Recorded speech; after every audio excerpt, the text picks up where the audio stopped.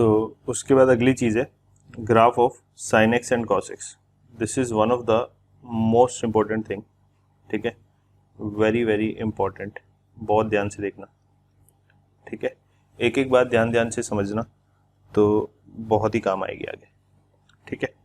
मान लिया एक बार साइन एक्स का ग्राफ बना लेते हैं यहाँ पे सबसे पहले। तो पहले तो एक्सिस बना लेते हैं। मान लिया ये एक्स एक्सिस है और ये वाई एक्सिस पे हमने वाई की जगह पे साइन एक्स ले रखा है, ठीक है। तो ग्राफ किसके किसके बीच में बन रहा है, साइन एक्स और एक्स के बीच में बन रहा है, ठीक है। तो पहले तो हम स्केल बना लेते हैं यहाँ पे, ठीक है। मान लिया ये वाला पॉइंट पाई बाई 2 है, ये वाला point pi, 3 pi by 2, 2 pi, 5 pi by 2, 3 pi, 7 pi by 2, 4 pi and so on, ठीक है।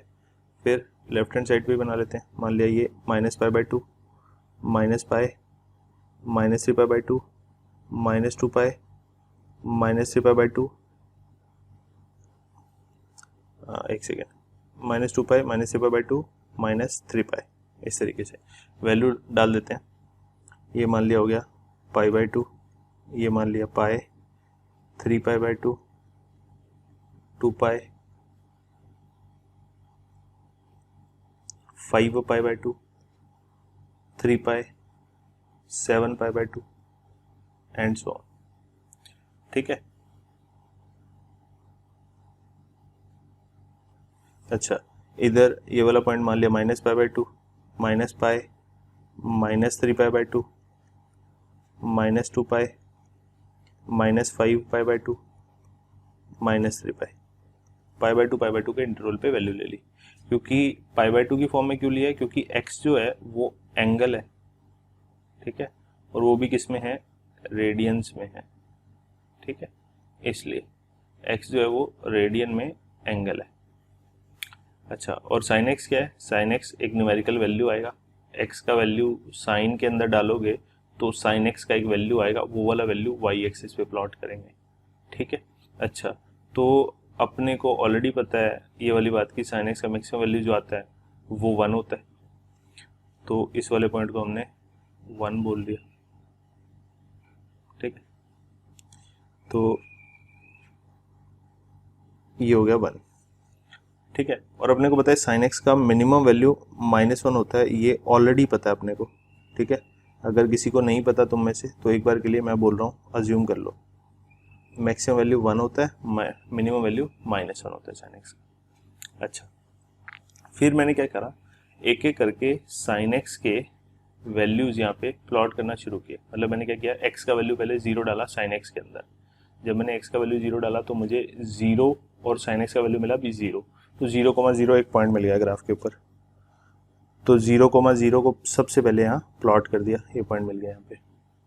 फिर मैंने क्या कहा कि अगर मुझे x का वैल्यू मैंने पाई बाई 2 डाल दिया तो साइन एक्स का वैल्यू कितना आएगा, 1 आएगा। तो पाई बाई 2 पे 1 होना चाहिए, यानी पॉइंट क्या आएगा, ये वाला पॉइंट, यानी पाई बाई 2, 1। फिर पाई डालने पे 0 आता है, मेरे को वैल्यूज़ याद है इसलिए मैं फटाफट बना रहा हूँ। 3 पाई बाई 2 डालने पे -1 आएगा, तो ये -1 हो गया, ठीक है। फिर 2 पाई डालने पे फिर से 0 आ जाएगा, 5 पाई बाई 2 डालने पे वापस से 1 आ जाएगा, ठीक है। ये एक एक करके आप वैल्यू जो मैंने मेथड सिखाए थे, रूल नंबर 1, रूल नंबर 2, उनसे निकाल के देखो, आपको मिल जाएगा। फिर 3 पाई डालने पे वापस से 0, 7 पाई बाई 2 डालने पे फिर से -1, ठीक है। फिर ये 4 पाई है, वापस से 0 हो जाएगा। इस तरह से वैल्यू आएंगे। तो इनको जब मैं ज्वाइन करूँगा तो ग्राफ का शेप कुछ ऐसा सा मिलेगा अपने को,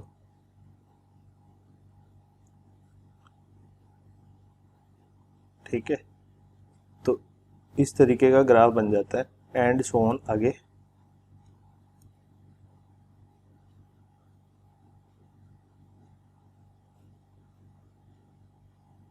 चलता रहेगा, ठीक है। इस तरीके का ग्राफ बन जाता है।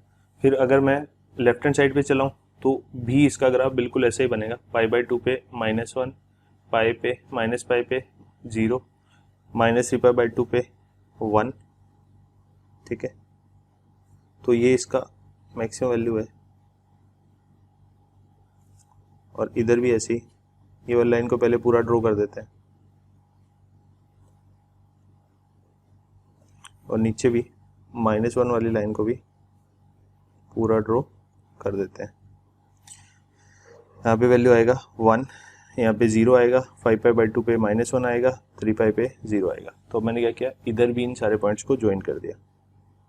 तो इधर ग्राफ का शेप कुछ ऐसा सा बन जाएगा,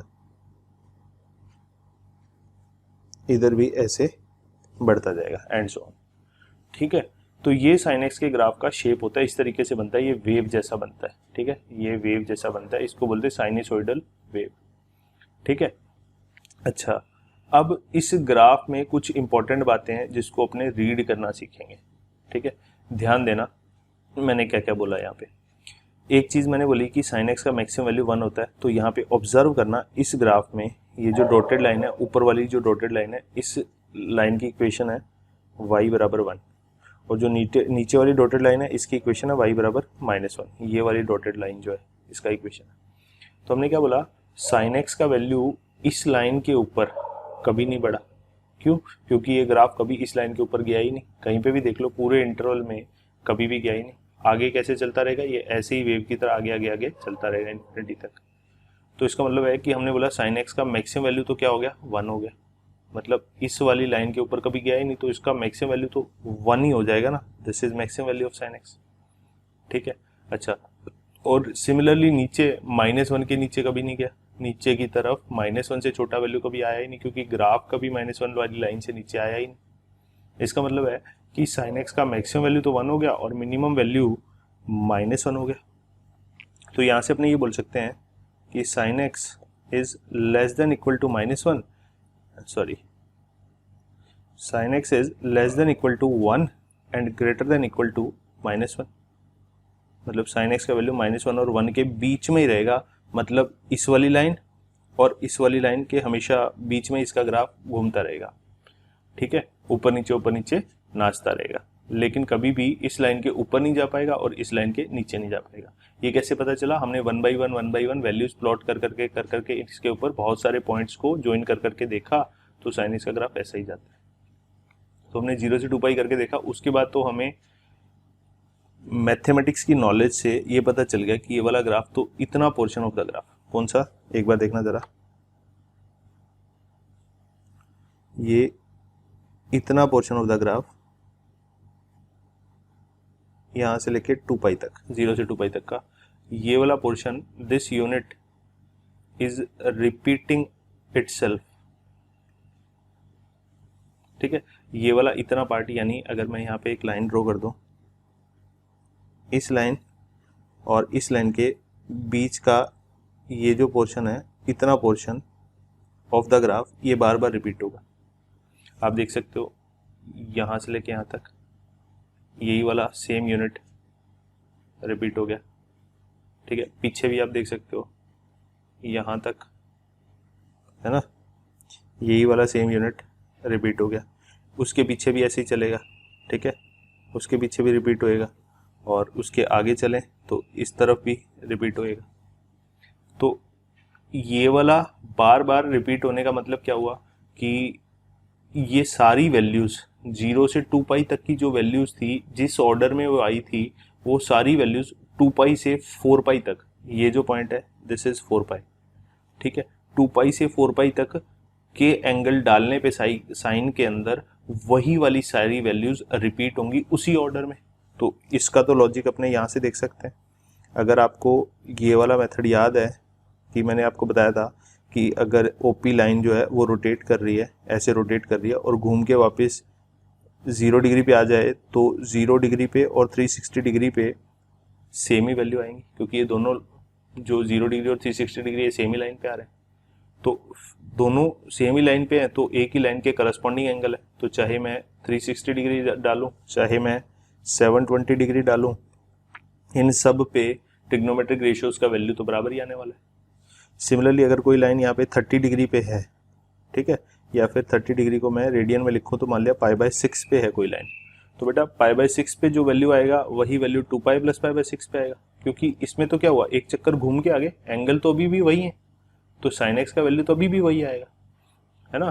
फिर मान लिया किसी ने बोला 4π + π/6 कर दूं तो भी वही वैल्यू आएगा, 6π + π/6 कर दूं तो फिर से वही वैल्यू होगा। तो हर बार मैं क्या कर रहा हूँ, 2π एक एक्स्ट्रा जोड़ता चला जा रहा हूँ। तो 2π जोड़ने से क्या हुआ कि पीरियड आगे शिफ्ट हो गया, मतलब ये वाला ग्राफ उठ के पूरा का पूरा ये जो यहाँ तक का पोर्शन है, इतना पोर्शन ऑफ द ग्राफ ये पूरा का पूरा आगे जंप मार गया, ठीक है। मतलब एंगल 0 से 2π था, बाद में एंगल 2π से 4π हो गया, फिर 4π से 6π हो गया, और अगर मैं यही वाला 2π घटा दूं तो फिर वो -2π से 0 आ जाएगा, -2π से 0 आ जाएगा, और घटा दूं तो फिर वो -4π से -2π आ जाएगा, इस तरीके से।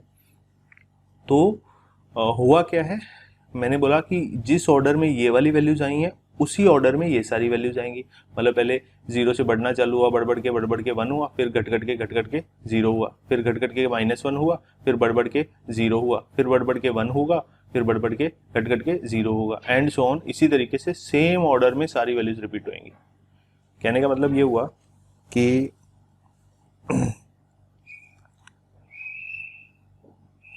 हुआ कि मान लिया कोई बोले sin x का वैल्यू 5, sin x का वैल्यू मान लिया किसी ने बोला 1/2 कहाँ पे होगा, तो sin x का वैल्यू पहले तो 1/2 ग्राफ में देखा कहाँ होगा, 1/2 यहाँ पे होगा, तो मैंने बोला 1/2 पे एक हॉरिजॉन्टल लाइन ड्रॉ करो, ठीक है। ऐसे मान लिया मैंने एक डॉटेड लाइन ड्रॉ कर दी। तब कोई बोले sin x का वैल्यू 1/2 कहाँ होगा, तो मैं बोलूँगा एक तो इस एंगल पे होगा, एक इस एंगल पे होगा, एक इस एंगल पे होगा, एक इस एंगल पे होगा। जहां जहां ग्राफ को इंटरसेक्शन मिल रहा है ना, उसके करस्पॉन्डिंग एक्स एक्सिस पे जो पॉइंट है वो वाले एंगल पे, है ना, इसके करस्पॉन्डिंग एक्स एक्सिस पे पॉइंट ये वाला है, तो इन सारे एंगल्स पे sin x का वैल्यू 1/2 होने वाला है ना। तो आप देखो 0 से π/2 फर्स्ट क्वाड्रेंट में, ये फर्स्ट क्वाड्रेंट में है, फिर देखो 2π के बाद ये वापस से फर्स्ट क्वाड्रेंट में ही आ गया, ये वाला रीजन 2π + π/2, 2π + π/2 ये वाला रीजन है, 2π से लेके 2π + π/2 तक का रीजन है ना। 5π/2 कितना होता है, 2π + π/2 ही तो होता है ना। तो इसका मतलब है कि ये वापस से first quadrant, second quadrant, third quadrant, fourth quadrant, first quadrant, second quadrant, third quadrant, fourth quadrant repeat हो रहे हैं। तो 0 से π/2 तक फर्स्ट क्वाड्रेंट, π/2 से π तक सेकंड क्वाड्रेंट, फिर थर्ड क्वाड्रेंट, फिर 3π/2 से 2π तक फोर्थ क्वाड्रेंट, ठीक है। तो ये सारे उसी ऑर्डर में रिपीट होंगे बार बार।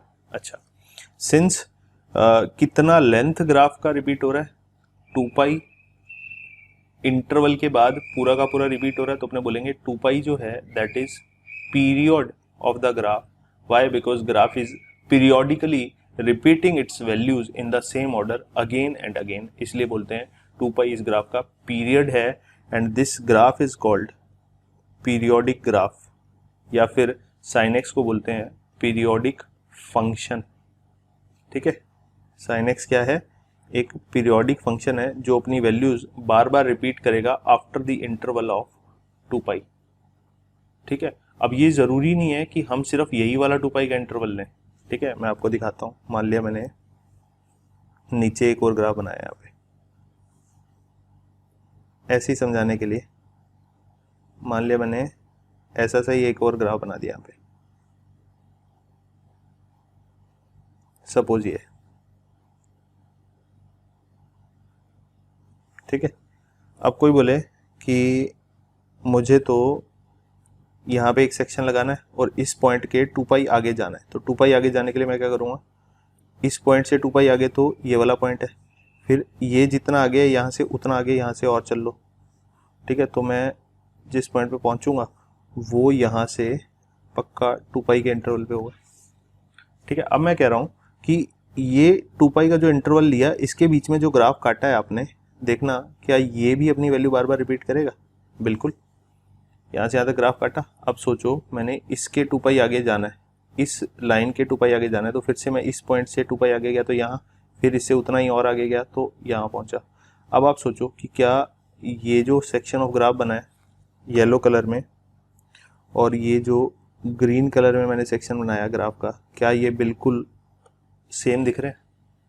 अगर मैं इस येलो वाले को उठा के इसके ऊपर रखूं तो क्या ये इसको सुपर इम्पोज करेगा, इसके बिल्कुल एग्जैक्टली ऊपर फिट आ जाएगा? यस।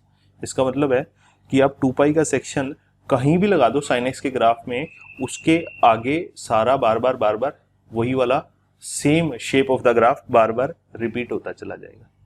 तो इसीलिए इसको पीरियोडिक फंक्शन बोलते हैं, क्योंकि ये हर 2 पाई का इंटरवल, चाहे वो कहीं भी ले लो, तो हर 2 पाई के इंटरवल के बाद एज इट इज सारी वैल्यूज रिपीट करेगा, सारी वैल्यूज रिपीट करेगा। ठीक है, तो ये पीरियोडिक फंक्शन हो गया। अच्छा, और यहाँ पे कुछ इंपॉर्टेंट बातें नोट कर लेते हैं साइन एक्स के बारे में। एक तो ये पीरियोडिक फंक्शन है, ये अपने को पता चल गया। दूसरी बात, इसकी रेंज, ये जो मैंने बोला कि साइन एक्स का मैक्सिमम वैल्यू -1, मैक्सिमम वैल्यू 1 है और मिनिमम वैल्यू -1 है, तो इसको बोलते हैं range of sine x,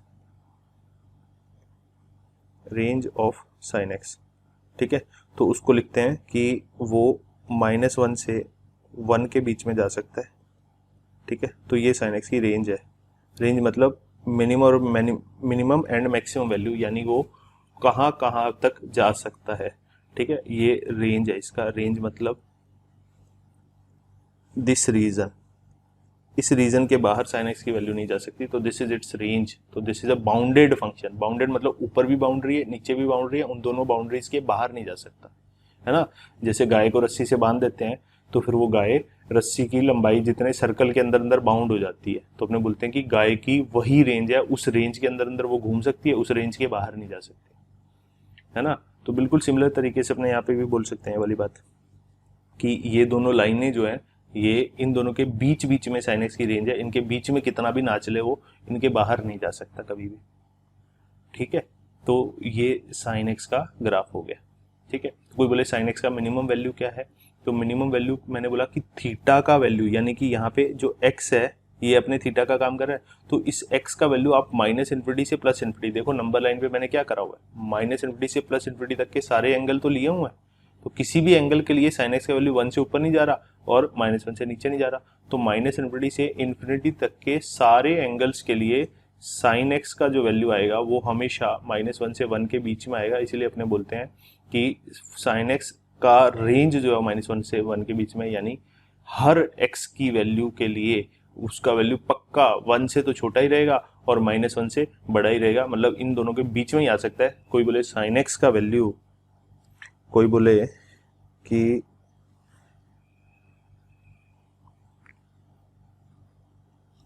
sine x बराबर 2 हो सकता है क्या किसी x के लिए, तो अपने बोलेंगे ऐसा कोई भी x डज नॉट एग्जिस्ट, ऐसा कोई भी x एग्जिस्ट नहीं करता जिसके लिए साइन एक्स का वैल्यू 2 हो जाए।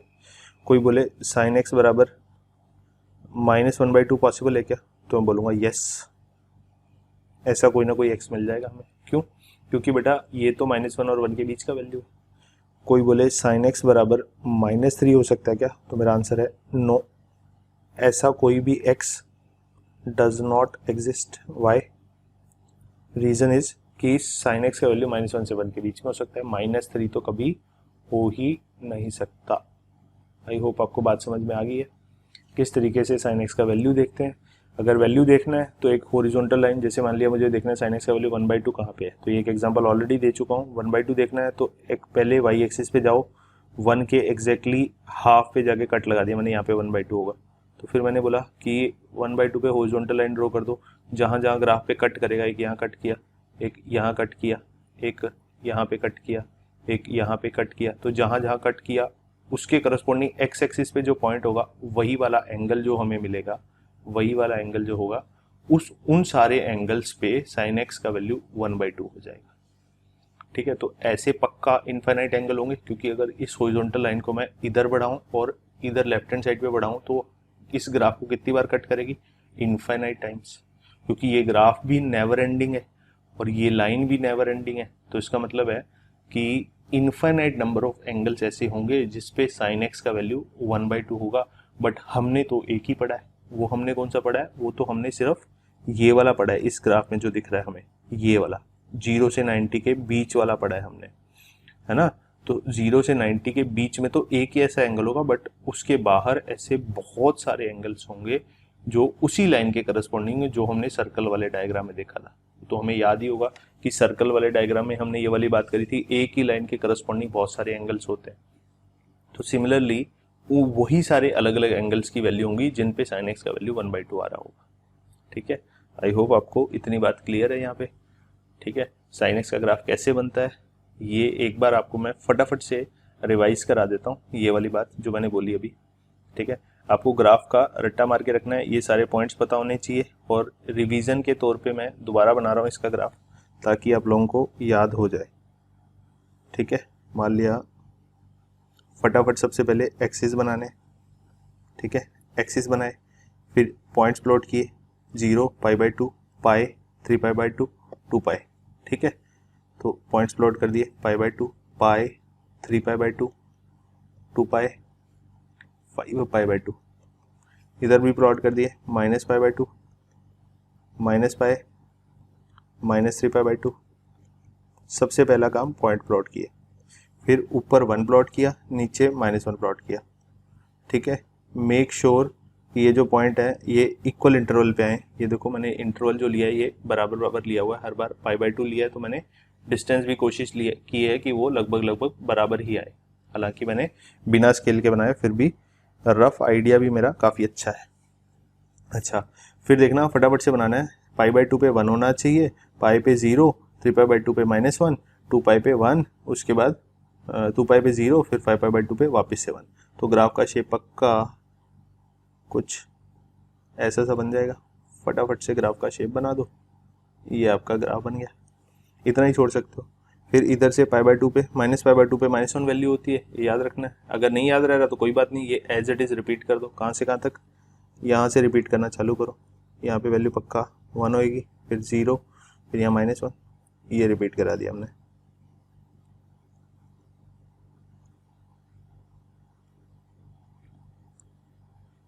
ठीक है, इस तरीके से ये वाली वैल्यू -1 है, और ये वाली वैल्यू भी -1 है, and so on.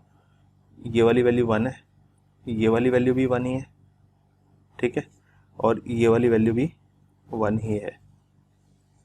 I hope आपको बात समझ आ गई साइन एक्स का ग्राफ कैसे बनाना है। फटाफट से ग्राफ बनना चाहिए। ये साइन एक्स का ग्राफ है, किसके साथ, एक्स के साथ, जहाँ पे एक्स क्या है, x is angle in radiance, ठीक है, रेडियंस में एंगल लिया हुआ है हमने।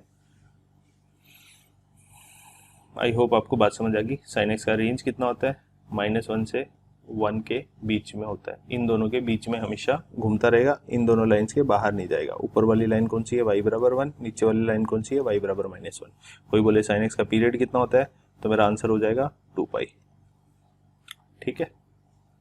और कोई बोले साइन एक्स का वैल्यू निकालना है, कोई बोले साइन एक्स का वैल्यू -1/2 कब होगा, तो मैंने बोला साइन एक्स का वैल्यू -1/2, तो पहले तो इस लाइन पे -1/2 ढूंढो। ये -1 है, इसके एग्जैक्टली हाफ डिस्टेंस पे गए तो यहाँ -1/2 होगा, ठीक है। फिर मैंने बोला -1/2 वाली लाइन ड्रॉ कर दो। ये -1/2 वाली लाइन जो है हॉरिजॉन्टल लाइन ऐसे ड्रॉ कर दी, ठीक है।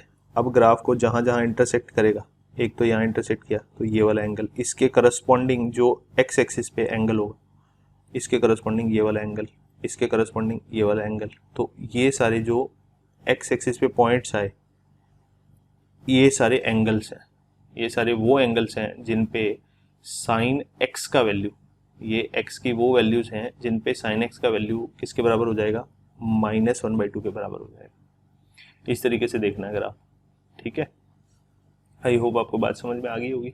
अच्छा, ये भी कैसे निकालते हैं, ये बहुत ज़्यादा अभी रिक्वायरमेंट नहीं है, आपको जब ज़रूरत पड़ेगी वहाँ पे समझा दूंगा मैं, ठीक है। अभी के लिए तो इतना बेसिक याद रखो कि साइन एक्स का ग्राफ इस तरीके से बनता है, ठीक है। अच्छा, अब मैं ये कह रहा हूँ कि ये एक्स जो मर्जी होता रहे, साइन एक्स का वैल्यू कभी भी -1 और 1 के बाहर नहीं जाएगा, इस बात का रट्टा मार के रखना है। चलिए, फिर अगला जो ग्राफ है वो है कोस एक्स का। एक बार मैं हल्का हल्का रफ आइडिया इसी पेज पे दे देता हूँ आपको। मान लिया इसी के करस्पॉन्डिंग हमने 2 एक्सिस बना दिए, ठीक है। ये वाला एक्सिस मैंने सेम ले लिया और एक्स एक्सिस अलग बना देते हैं यहाँ पे, ठीक है। अच्छा, अब ध्यान देना, मैं ये सारे पॉइंट सेम ले रहा हूँ। π/2 मैं यहीं पे ले रहा हूँ, पाई इसी के करस्पॉन्डिंग ले लिया। इंटरवल मतलब चेंज नहीं किया बेसिकली मैंने, बाकी तो चीज़ें बदल दी हैं। तो यहाँ पे 3π/2 भी मैंने इसी के करस्पॉन्डिंग, 2π भी यहीं पे आएगा, 5π/2 भी, -π/2 भी, माइनस पाई भी, -3π/2 -2π। ठीक है, तो वैल्यूज़ के नाम भी रख दिए फटाफट, π/2, पाई, 3π/2, 2π, 5π/2। ये किसकी वैल्यूज़ है? x की, और x क्या है? Angle in radiance. ठीक है, फिर यहाँ पे -π/2, -π, -3π/2, -2π, ये सारे प्लॉट कर दिए। अब मैंने इसी के साथ क्यों प्लॉट किया? ताकि आपको sin x और cos x में अंतर पता चल जाए। ठीक है, दोनों के बीच में डिफरेंस पता चल जाए। ध्यान से देखना बेटा, एक एक्सिस और बना देते हैं पहले तो। ये मान लिया हमारा यही वाला एक्सिस हो गया, यहाँ पे हमने cos x ले रखा है। ठीक है इस बार। अच्छा, अब सोचना जरा बेटा, cos x का भी मैक्सिमम वैल्यू 1 और -1 होगा, ये वाली बात याद रखना है। तो ऊपर भी 1 बनाना है एक, और नीचे -1 बनाना है। ठीक है, अच्छा अब सोचना बेटा जरा, x की वैल्यू अगर मैं 0 डालूं तो cos 0 कितना होता है? cos 0 होता है 1, तो एक पॉइंट तो हमें यहाँ पे मिला 0,1 पे।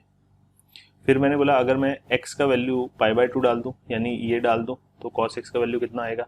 cos π/2 होता है 0, तो इसका वैल्यू 0 आ जाएगा। तो हमें पॉइंट का मिला π/2, 0 पे मिल गया। ठीक है, ये हमारा पॉइंट हो गया। फिर cos पाई का वैल्यू मेरे को याद है, ठीक है, आप लोग निकाल के देखना, जो मेथड बताया था उससे -1 होती है।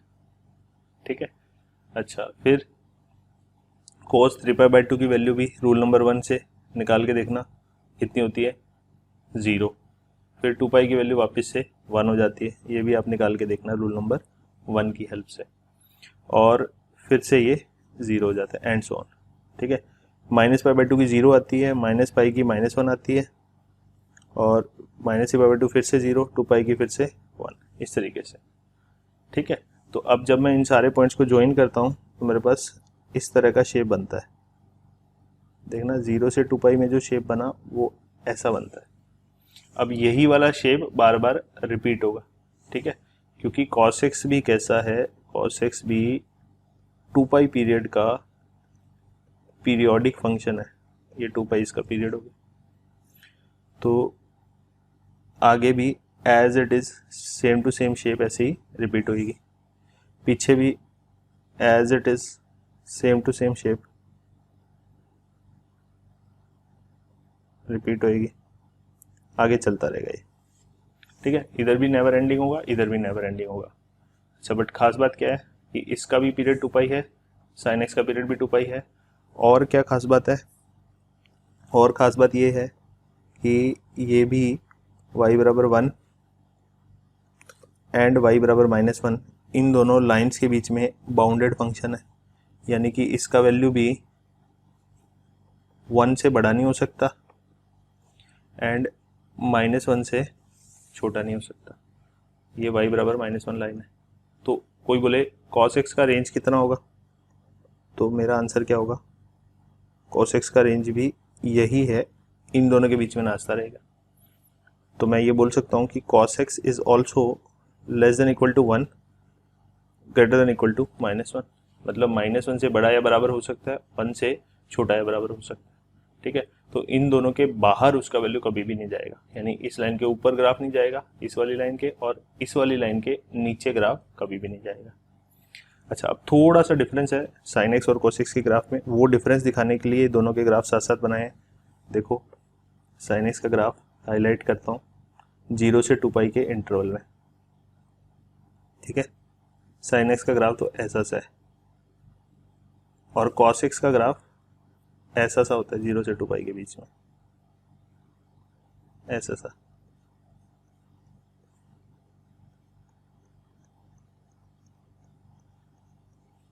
ठीक है, यहाँ से लेके यहाँ तक ये sin x का ग्राफ हो गया। दोनों ही पीरियोडिक हैं, बट दोनों का शेप अलग अलग होता है। यहाँ पे अगर आप इसको π/2 पीछे से देखना शुरू करोगे तो वही शेप मिलेगा आपको, है ना। यहाँ से देखना चालू करोगे तो यहाँ तक देखोगे तो सेम ही शेप मिलेगा, बट ये इससे π/2 पीछे होता है। ये वाली बात ध्यान रखनी है, मतलब आपको ये याद रखना है कि 0 से 2π में इसका शेप ऐसा होता है, sin x का शेप ऐसा होता है। कोई पूछे फटाफट ग्राफ बनाओ sin x का, तो आप क्या करो, sin x का फटाफट ये वाला ग्राफ बना दो, फिर उसको रिपीट करा दो। क्या करो, ये वाला पोर्शन बना दो, उसको आगे रिपीट करा दो। 0 से 2 पाई में। फिर बोले cos x का ग्राफ बनाना है तो 0 से 2 पाई में इतना बना दो, उसको बार बार रिपीट करा दो, बस इतना सा काम है। ठीक है, ये वाले पॉइंट पता होने चाहिए, जहाँ पहली बार काटेगा वो π/2, फिर ये पाई, फिर 3π/2, फिर ये 2 पाई। या फिर ऐसे कर सकते हो, ये पूरा 0 और 2 पाई बना लो, उसके बीच में पाई हो जाएगा और इन दोनों के बीच में π/2, इन दोनों के बीच में 3π/2। इस तरीके से भी बना सकते हो। सेम ही चीज़ sin x के साथ कर सकते हो, ये 0 से पाई, फिर पाई से 2 पाई, फिर ये बीच में 3π/2 और इन दोनों के बीच में π/2। बस बड़ा सिंपल है, हर बार π/2 ऐड करते चले जाओ, आगे बढ़ते चले जाओ। वैल्यू देखने का cos x में भी सेम तरीका है। ठीक है, तो मेरे ख्याल से आपको cos x sin x दोनों के ग्राफ समझ में आ गए हैं।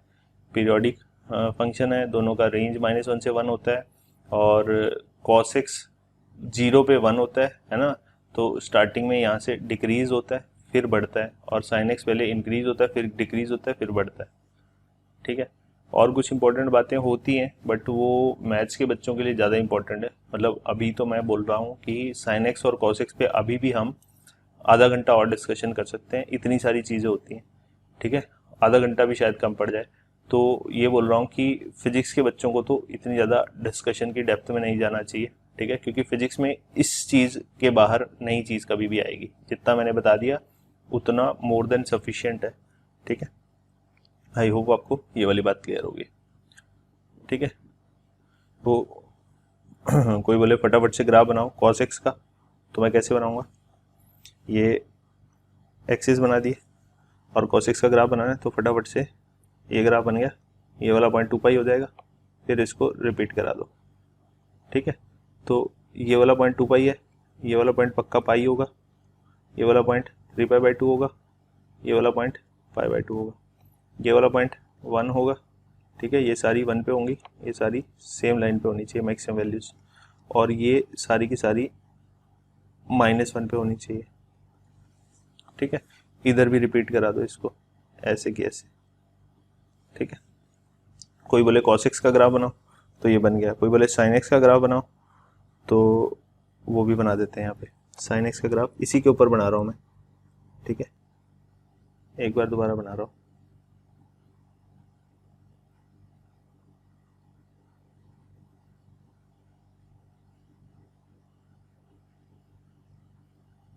And so on. ठीक है, आई होप आपको बात समझ आ गई होगी।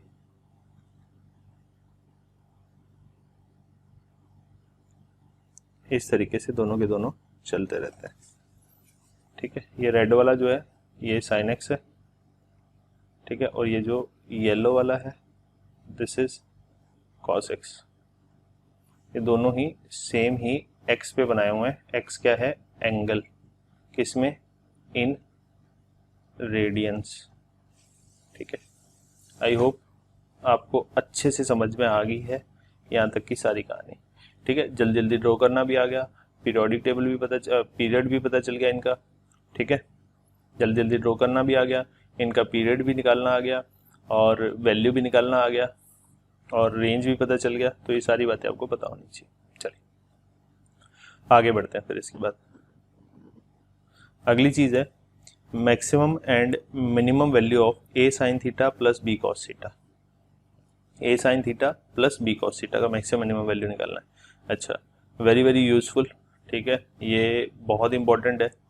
सबसे ज़्यादा कहाँ पे काम आएगा, जब आप वेव्स पढ़ोगे, वेव्स का सुपरपोजिशन एंड इंटरफेरेंस पढ़ोगे वहाँ काम आएगा।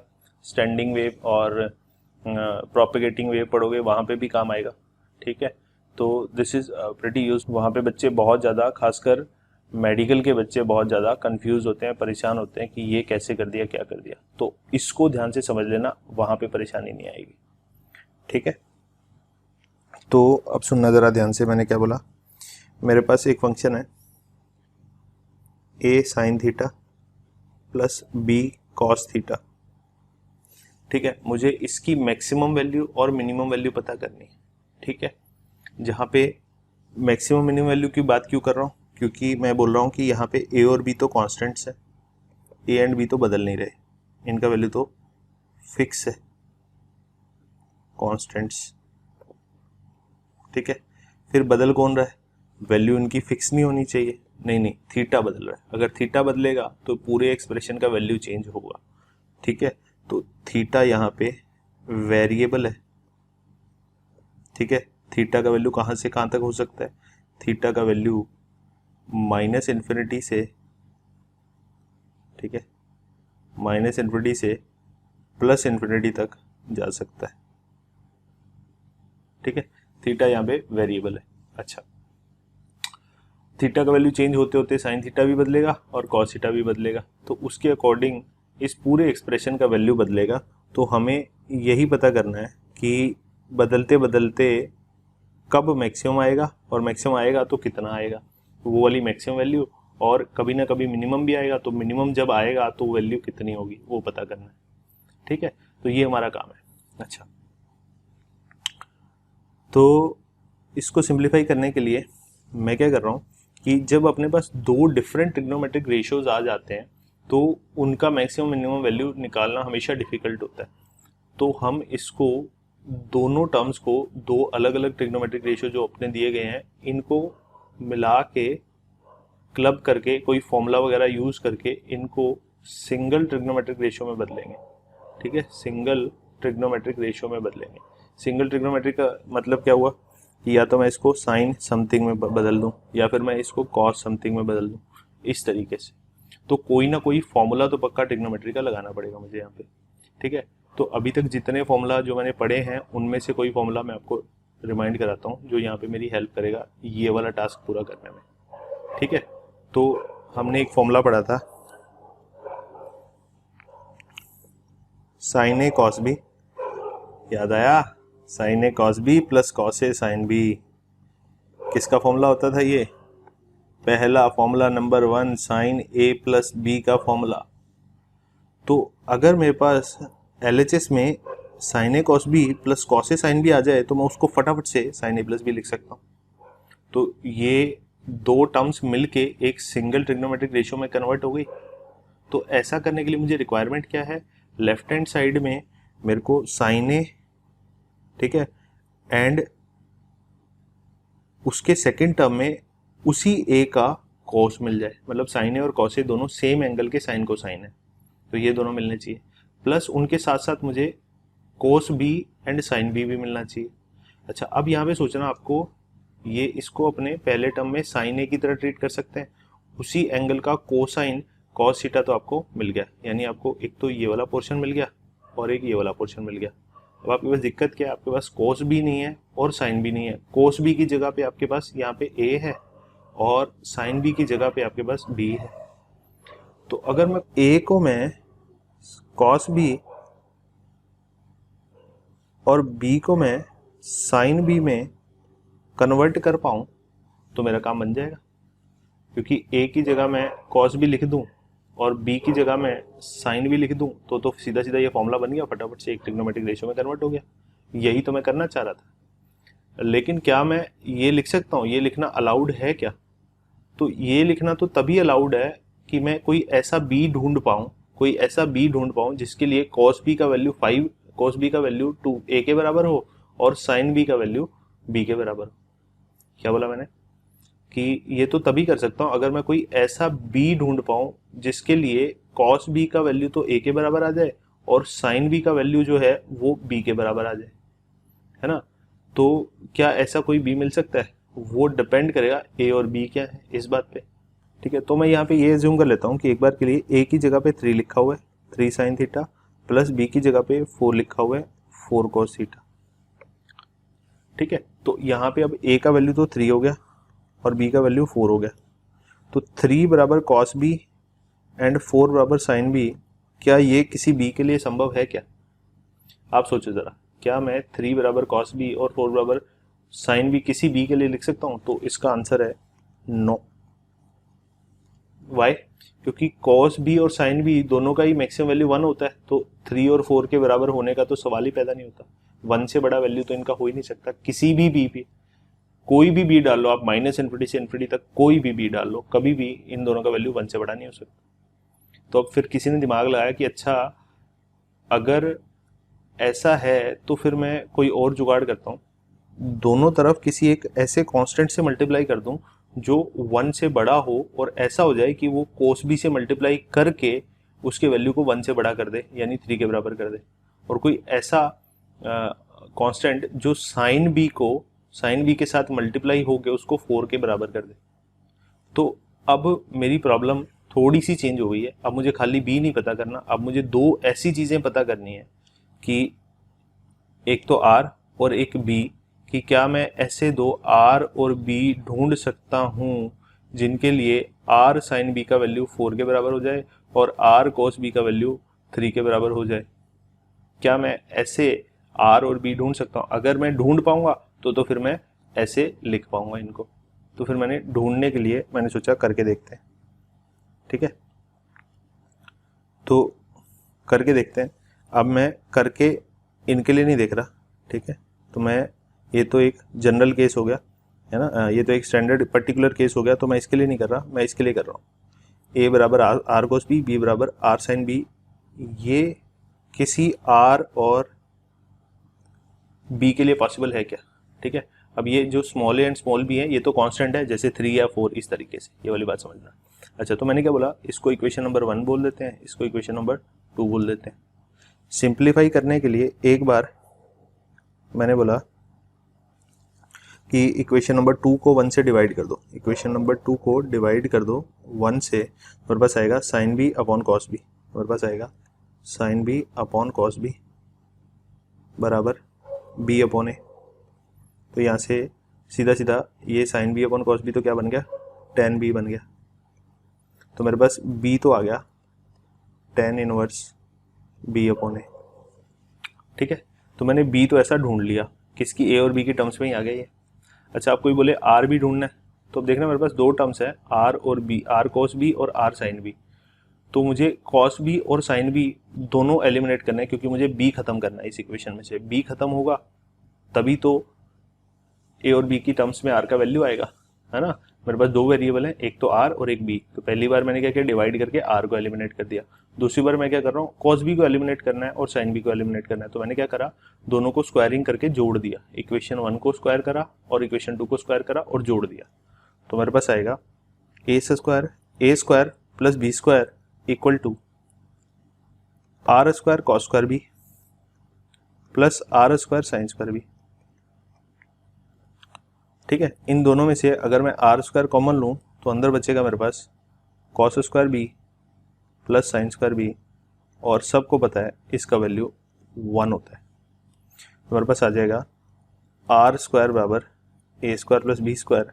तो यहाँ से मुझे एक ऐसा आर भी मिल गया, आर बराबर plus minus root A square plus B square. तो बल्कि मुझे तो आर के दो वैल्यूज़ मिल गए ऐसे, मैंने तो एक ही ढूंढना था, मुझे तो दो वैल्यूज़ मिल गए, एक प्लस का और एक माइनस का, ठीक है। ये दो वैल्यूज़ मिले। तो मैंने कहा कि मुझे दो वैल्यू नहीं चाहिए, मुझे तो एक ही चाहिए। तो मैं बोल रहा हूँ कि कोई एक यूज़ कर लो इनमें से। तो मैंने बोला माइनस वाला हटा देते हैं, सिर्फ प्लस वाला यूज़ कर लेते हैं, और प्लस लिखने की ज़रूरत होती नहीं है। तो मैंने बोला अगर मैं आर का value root A square plus B square use कर लूँ और बी का value tan inverse B by A use कर लूँ, तो फिर मैं ए को आर कोस बी और बी को आर साइन बी लिख सकता हूँ। तो अब मेरी प्रॉब्लम सिंप्लीफाई होके क्या बन गई, अब मेरी प्रॉब्लम सिंप्लीफाई होके ये बन गई कि ए की जगह मैंने डाल दिया, एक सेकेंड, यहाँ पे फिर से कलर चेंज कर लेते हैं। ए की जगह पे मैंने डाल दिया आर कॉस बी, और क्या साइन थीटा ऑलरेडी था, साइन थीटा, प्लस बी की जगह डाल दिया मैंने आर साइन बी, और कॉस थीटा ऑलरेडी था। अब देखना इन दोनों में से आर तो आ गया कॉमन। अब मेरे पास क्या बचा अंदर, cos B sine theta plus sine B cos theta. देखो क्या ये फॉर्मूला बना, sine A cos B plus cos A sine B, बिल्कुल बन गया। तो ये फॉर्मूला बन गया R sine A plus B का फॉर्मूला बन गया।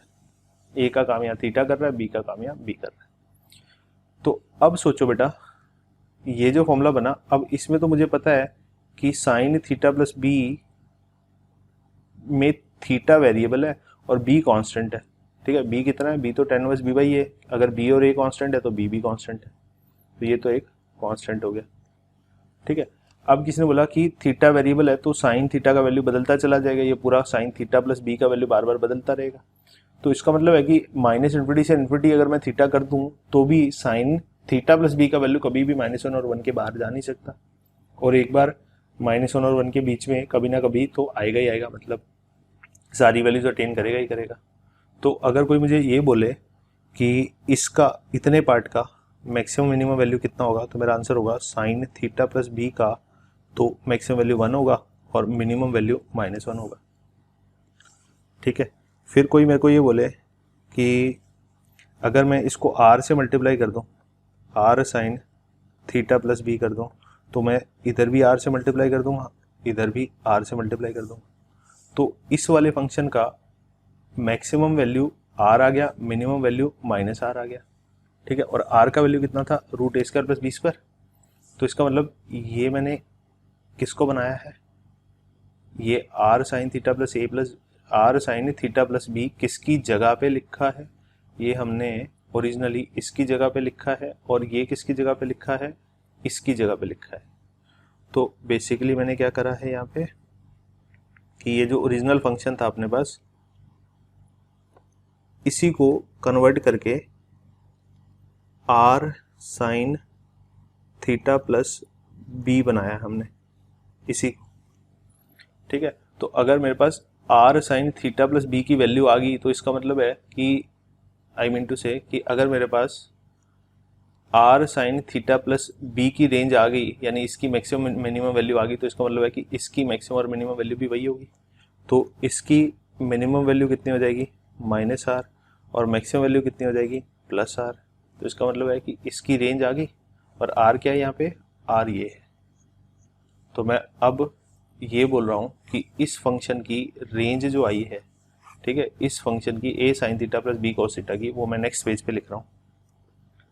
तो मैं यहाँ से ये बोल सकता हूँ कि a sine theta plus b cos theta is lesser than equal to r and greater than equal to -r, जहाँ पे अगर मैं r का वैल्यू डालूँ तो r का वैल्यू होता है √a² प्लस b², जो हमने पीछे निकाला है, a sine theta plus b cos theta less than equal to √a² plus b²। अब इसका हमने रट्टा मार लिया। ठीक है, ये फॉर्मूला निकाल लिया, समझ लिया कैसे आया क्या आया, अब उसके बाद इसका रट्टा मार लिया, क्योंकि सारे सवाल अब इस फॉर्मूला से सॉल्व कर लेंगे। ठीक है, अगर कोई बोले फॉर एग्जांपल, किसी ने बोला find maximum and minimum value of 3 sign theta plus 4 cos theta. ठीक है, तो मेरा आंसर क्या होगा, ए का काम यहाँ पे कौन कर रहा है, 3, बी का काम यहाँ कौन कर रहा है, 4। तो मैं कैसे सिंप्लीफाई करूँगा इसको, मैं बोलूँगा इसका मिनिमम वैल्यू तो होगा √a² प्लस b² का माइनस, और इसका मैक्सिमम वैल्यू होगा प्लस का √a² प्लस b²। तो ए की जगह 3 और बी की जगह 4 डाल दो, तो आ जाएगा 9 + 16, और इधर भी 9 + 16। ठीक है, √25, ये आ जाएगा -5, और ये आ जाएगा 5।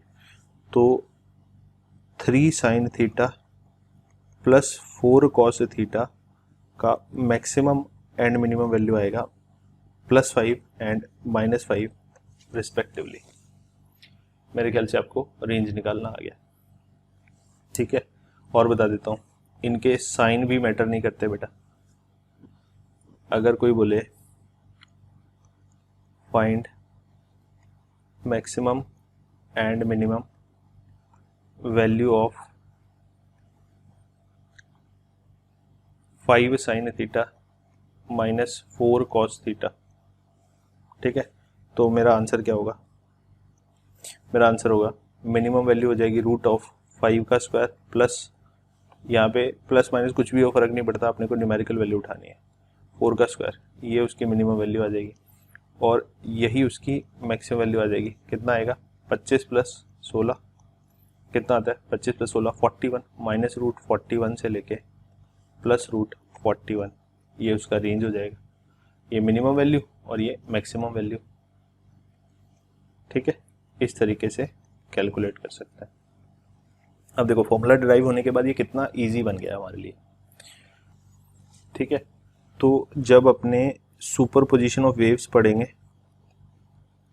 ठीक है, सुपर पोजिशन ऑफ वेव्स पढ़ेंगे तो वहाँ पे वेव्स इस फॉर्मेट की होती हैं।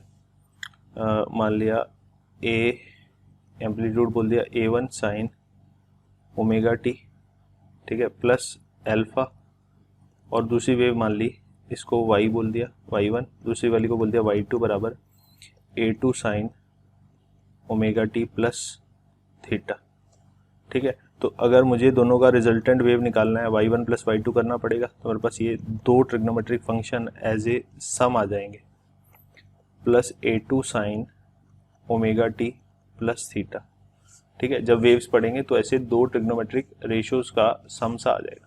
ठीक है, तो फिर ये वाले फॉर्मेट में कन्वर्ट करने के लिए मुझे इस वाले फॉर्मूला में लाने के लिए, मतलब एक सिंगल ट्रिग्नोमेट्रिक रेशियो में something sine omega T plus something, इस तरीके के फॉर्मेट में लाने के लिए मुझे यहाँ पे ये जो वैल्यू आएगा ये हमारा रिजल्टेंट एम्पलीट्यूड हो जाएगा, रिजल्टेंट एम्पलीट्यूड हो जाएगा, और यहाँ से हम फ्रीक्वेंसी एक्स थीटा ये सारी वैल्यूज़ पता कर पाएंगे। बहुत सारी चीज़ें यहाँ से पता चलेंगी, एंगुलर फ्रीक्वेंसी और सारी चीज़ें। ठीक है, रिजल्टेंट फेज डिफरेंस वगैरह पता कर पाएंगे। तो वहाँ पे ये वाला मेथड बहुत काम आएगा। तो वहाँ पे अपने क्या करेंगे, इस A1 को R cos थीटा पुट करेंगे, और ये जो A2 है इसको R sin थीटा पुट करेंगे। ठीक है, तो वहाँ पे ये बहुत ज़्यादा यूज़ होने वाला है। ठीक है, तो वहाँ पे आप कंफ्यूज नहीं होगे कि मैंने क्या करा है, अगर आपको ये वाली बात समझ आ गई तो। ठीक है, चलिए फिर आगे बढ़ते हैं हम। उसके बाद है इनवर्स ट्रिग्नोमेट्रिक फॉर्मूला। ठीक है, दिस इज ऑल्सो इम्पॉर्टेंट। ठीक है, ये फॉर्मूला मैंने यहाँ लिखे हुए हैं, ये टाइप 1 है, इसको आप टाइप 1 बोल सकते हो। टाइप 1 में क्या है कि जैसे मैंने बोला था कि साइन माइनस को खा जाता है। ठीक है, जैसे आपको ये बताया था मैंने कि साइन माइनस एक्स माइनस को बाहर निकाल देता है। ठीक है, उसी तरह से कॉसेक माइनस एक्स माइनस को बाहर निकाल देता है। ठीक है, टेन माइनस एक्स माइनस को बाहर निकाल देता है, माइनस टेन एक्स हो जाता है। कॉट माइनस एक्स भी माइनस कॉट एक्स होता है, लेकिन कॉस एक्स में अगर मैं कॉस एक्स में अगर एक्स की जगह माइनस एक्स डाल दूं तो ये माइनस को खा जाता है, यानी ये दोनों बराबर होते हैं। और सीकेंड एक्स भी माइनस को खा जाता है, तो सीकेंड माइनस एक्स बराबर सीकेंड एक्स ही होता है। सेक एक्स बोलो सीकेंड एक्स बोलो एक ही बात है। तो यही वाले फॉर्मूला, इसी टाइप के फॉर्मूला मैं यहाँ पे इनवर्स ट्रिग्नोमेट्री के लिए बता रहा हूँ। तो इनवर्स ट्रिग्नोमेट्री फंक्शन के अंदर अगर माइनस आ जाए तो क्या होता है। ठीक है, तो यहाँ पे देखना, अगर साइन इनवर्स एक्स में एक्स की जगह माइनस एक्स डाल दिया तो ये माइनस को बाहर निकाल देता है, कॉस एक्स भी माइनस को बाहर निकाल देता है, टेन भी माइनस को बाहर निकाल देता है। लेकिन बाकी तीनों जो हैं, ये तीनों दे आर डिफरेंट। इन तीनों में cos inverse minus x pi minus cos inverse x होता है, secant inverse minus x pi minus secant inverse x होता है, और cot inverse minus x pi minus cot inverse x होता है। तो इन तीनों में पाए माइनस आता है और इन तीनों में सीधा सीधा माइनस बाहर निकल आता है। ठीक है, तो ये वाली बातें याद रखनी है अपने को, तो ये फॉर्मूला की तरह आपको याद रखना है। प्लस एक और इम्पोर्टेंट बात, टाइप 2। ठीक है, इस टाइप 2 में क्या होता है कि sine inverse x plus cos inverse x दोनों का सम पाई बाय 2 के बराबर होता है, क्योंकि आपको बताया भी था ये दोनों एक दूसरे के कॉम्प्लीमेंट्री होते हैं। ठीक है, सिमिलरली साइन थीटा और कॉस थीटा की तरह tan theta and cot theta भी एक दूसरे के कॉम्प्लीमेंट्री है, तो इन दोनों का भी इनवर्स का सम पाई बाय 2 के बराबर होता है।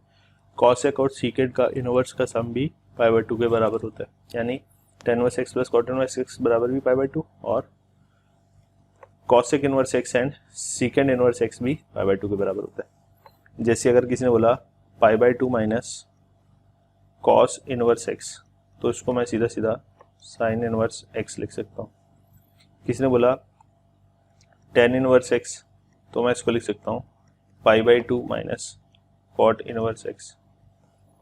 जैसे ये करते थे ना, किसी ने बोला sine pi by 2 minus theta को मैं कॉस थीटा लिख सकता हूँ, बिल्कुल वैसे ही अगर मेरे पास लिखा हो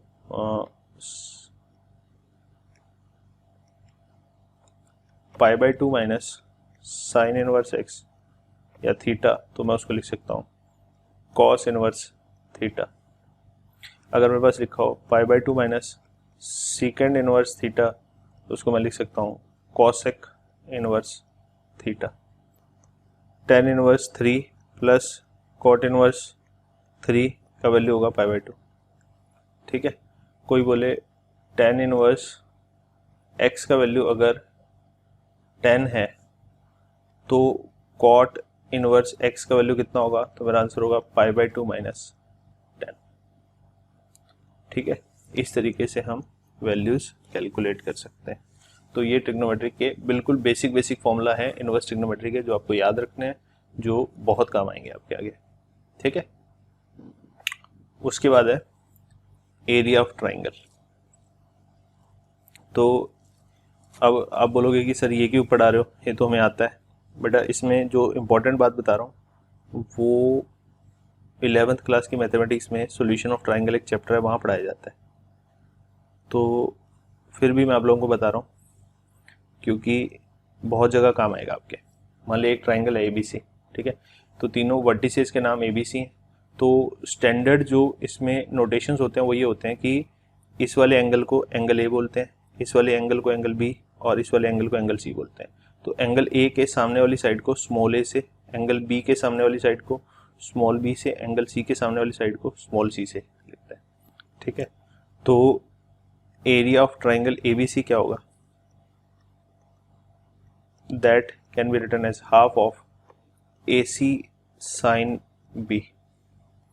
ठीक है, मैंने क्या बोला, एक तो साइड A यूज कर ली, एक साइड C यूज कर ली, यानी कि ये वाली साइड और ये वाली साइड यूज कर ली हमने। तो एंगल कौन सा आएगा, उन दोनों के बीच का जो कंटेनिंग एंगल है, साइड A एंड C के बीच में जो एंगल बन रहा है, angle contained between these two sides, वो वाला है एंगल B।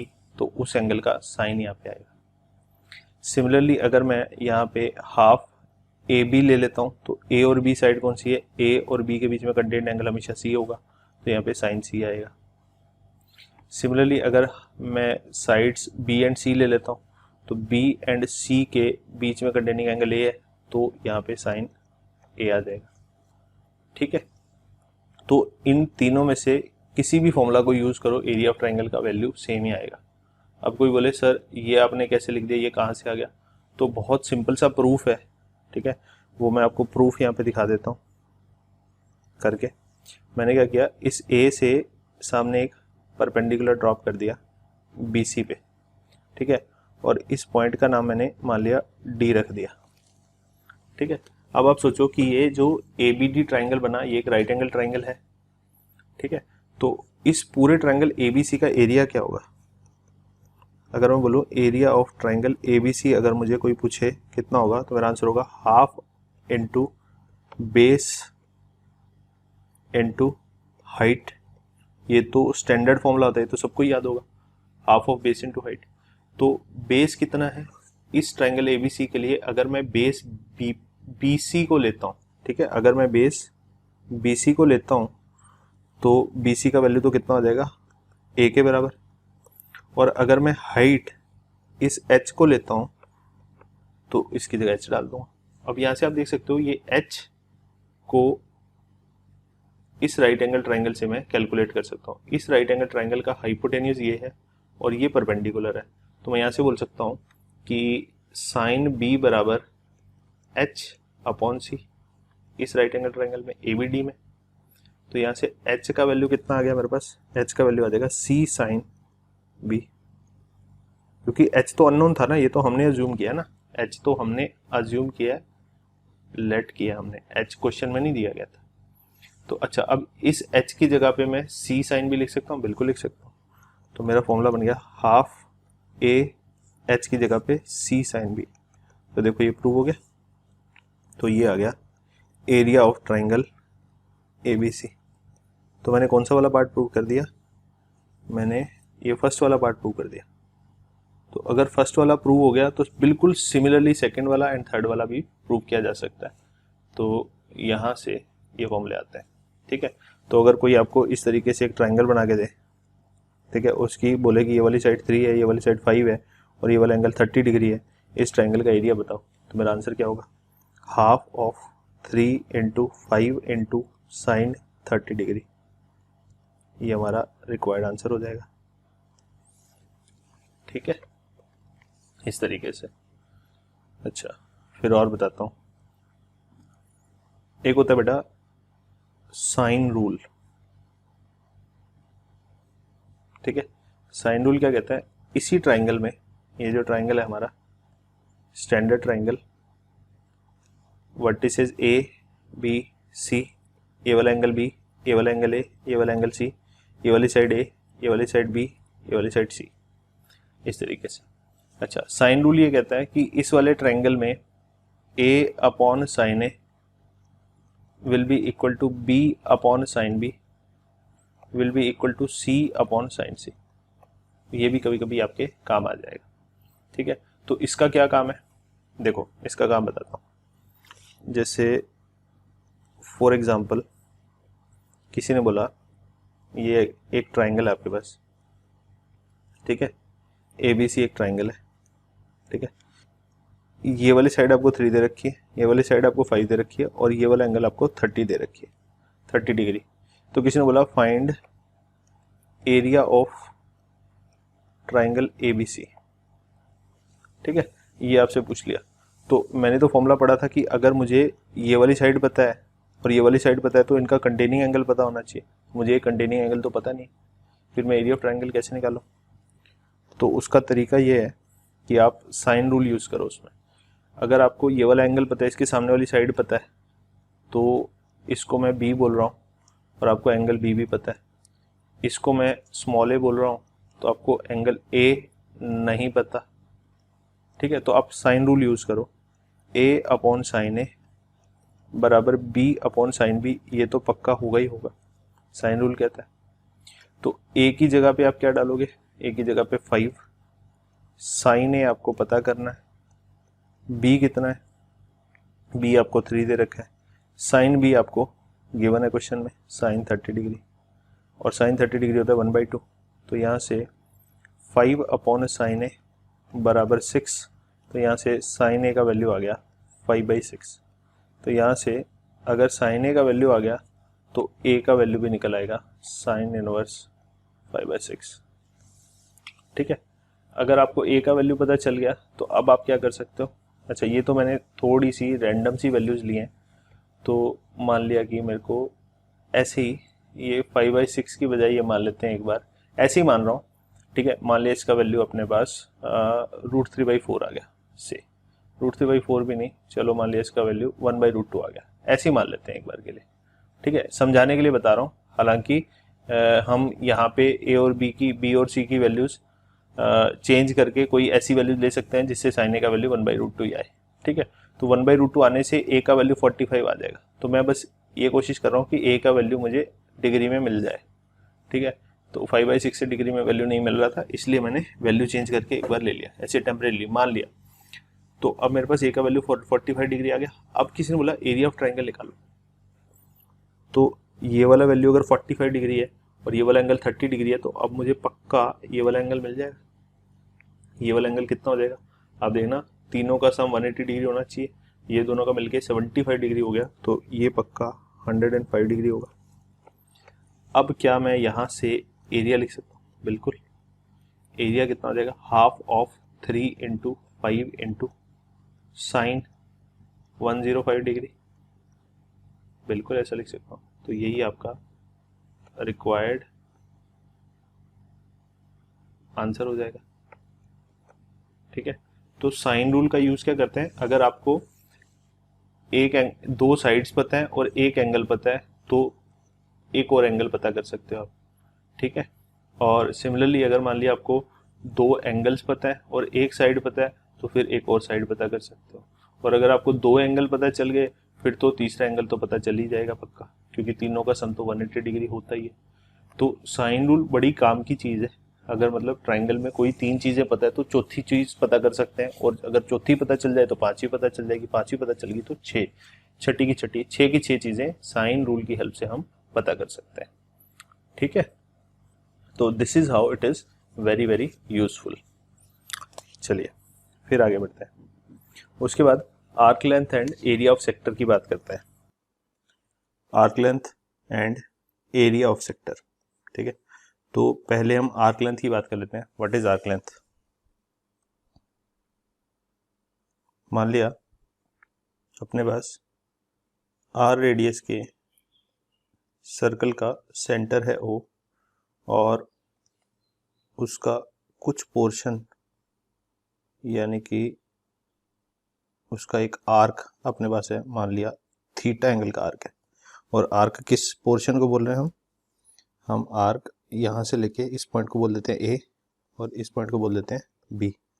तो ए से बी तक का जो ये लेंथ है इसको बोल रहे हैं आर्क, ठीक है। इसको आर्क लेंथ ए बी से भी रिप्रेजेंट कर सकते हैं। तो अपने क्या करना है, इस ए बी की लेंथ निकालनी है, इसको बोलते हैं आर्क लेंथ ए बी, ठीक है। अच्छा, तो मैं आपको एक शॉर्टकट बताता हूँ जिसकी हेल्प से आप इसको याद रख सकते हैं, ठीक है। अच्छा, बचपन में एक बेसिक चीज़ हमने पढ़ी थी कि एक सर्कल की सरकमफ्रेंस 2πr होती है, ये तो सबको याद होगा। मान लीजिए एक कंप्लीट सर्कल है, तो कोई आपसे पूछे कि इसकी सरकमफ्रेंस कितनी होगी, तो आपका आंसर होगा 2πr। यस, जहाँ पे r इस सर्कल की रेडियस होगी, ठीक है। तो मैंने बोला अगर ऐसा है तो अब आप मुझे एक बात बताओ कि इसके सेंटर पे ये जो एंगल बन रहा है ये कितना है, ये 2π का एंगल है, ठीक है। तो आपने क्या ऑब्जर्व किया, 2πr सर्कमफ्रेंस तब है जब एंगल पूरा 2π का एक सर्कल कंप्लीट हो गया, ठीक है। Now think about this. मान लिया अपने पास एक सेमी सर्कल है इस तरीके से, ठीक है। इसकी रेडियस मान लिया r है, तो इसका आर्क लेंथ ए बी कितना होगा, यानी कोई पूछे इसका ए बी आर्क लेंथ कितना होगा, तो सबको पता है कि वो सर्कमफ्रेंस का आधा हो जाएगा, πr/2, 2πr/2 यानी πr, है ना। तो अब सोचो कि यहाँ से यहाँ तक का एंगल कितना है, पाई, है ना। नाउ थिंक अबाउट दिस कि मैंने इस आर्क को और छोटा कर दिया। अब कोई पूछे कि मेरे को आर्क लेंथ ए बी बताना है और यहाँ पे एंगल कितना है, π/2, ठीक है। ये वाला पॉइंट ओ हो गया, तो ये वाला आर्क लेंथ ए बी कितना होगा, ए से बी तक का डिस्टेंस इस आर्क के अलोंग कितना होगा, तो हमारा आंसर होगा arc length A B will be equal to πr/2। तो यहाँ से हम ऑब्जर्व कर रहे हैं कुछ, क्या ऑब्जर्व किया हमने कि जब सेंटर पे एंगल 2π बन रहा था तो आर्क लेंथ आ रहा था 2π इंटू आर, यानी पूरा सर्कमफेरेंस। जब सेंटर के ऊपर एंगल पाई बन रहा था तो आर्क लेंथ आ रहा था यहाँ से यहाँ तक का ए बी आर्क लेंथ, वो आ रहा था पाई इंटू आर, ठीक है।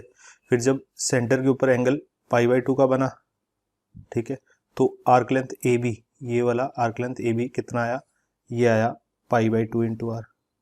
तो यहाँ से हमने क्या ऑब्जर्व किया, जितना एंगल बन रहा है उसको आर से मल्टीप्लाई करो तो फिर इसके बराबर आ रहा है ना। सर्कमफेरेंस या फिर आर्क लेंथ किसके बराबर आ रहा है, जो सेंटर पे एंगल बन रहा है into radius of the arc.